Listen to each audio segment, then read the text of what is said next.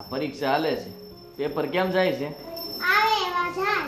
લે આ પણ તું કઈ લખશો કે નહીં? આવે એવા જાય એટલે હા, તને કોઈ ખીજાતું તો નથી ને?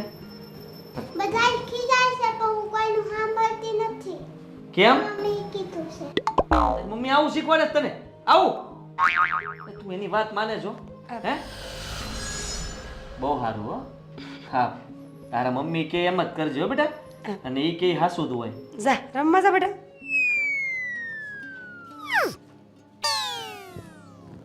પરીક્ષા હાલે છે ને? તે બહુ સારું લખે છે. જેવું પેપર આવે ને એવું જ લખીને તરત આપી દે. તમાર જેવી તમે આખી જિંદગી આ જ કર્યું. ભણ્યા હોત તો ગામડામાં રહેતા હોત. હા, એવું કોણે કીધું? હું કહું છું કોણે કીધું? હું કહું છું હું. તને શું ખબર હોય? અહીંયા ભણેલા કેટલાય રહે છે અને ઈ ખેતી કરે ને એવી કોઈ ન કરીએ કે વાત કરશો. છે કેમ? હા તે હું તમને શું કહું છું, આ જમીનના કાગળિયા ને મકાન ને બધું આપણે વેચી નાખવાનું છે. આ શું છે? હે કઈ નવું શરૂ કર્યું છે? મેં નહીં, તમારા બેને નવું શરૂ કર્યું છે. કેમ? કેમ? હું બાપુજીને કહેતા હતા કે આમને અડધી જમીનનો ભાગ દીકરીઓને દેવો પડે, દીકરીઓને મકાનમાં ભાગ દેવો પડે, ને રૂપિયા હોય ને બેંકમાં એમાંય ભાગ દેવો પડે.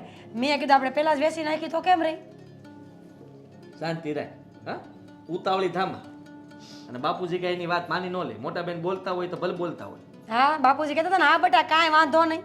એ આ હંધુ કુમાર કરે છે. હે એકો દોડીને તીડી ખબર નહીં કેમ કયા મુહૂર્તમાં ઘરમાં આવ્યા છે ને ત્યારના ખબર નહીં મીટ માંડીને બેઠા જમીન માટે. તે એમાં કાંઈ જમાઈનો વાગ નથી. તમારી બેન હતી ત્યાં જમાઈ આવ્યો ને તમારી બેન જ અહીં ન આવી હોત તો?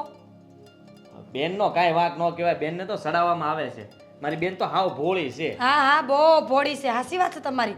આવા ભોળા માણસ મેં ક્યાંય જોયા જ નથી. બિચારીને હાવ ભરમાવી દીધી. મારી જેમ. તું રહેવા દે. હે તું તારું બધું જ્ઞાન તારી પાસે રાખ. તે પણ હાથ ટૂંકા રાખો ને બધી વાતમાં હાથ લાંબા કરવા પડે. લાગી જાય બીજું કાંઈ નહીં એમ. તે શું કરવાનું છે જમીનનું? એટલે જો ન દેવાનું હોય તો હું ના પાડ દઉં. ખોટી બિસાડા એ આપણી રાહ જોવે, ભાગ પડાવે ને છેલ્લે આપણે ના પાડીએ તો કેવા ભૂંડા લાગી. હે બાપુ જ્યારે હું વાત કરી લે અને એ તારે બધી પંચાયતમાં પડવાની જરૂર નથી.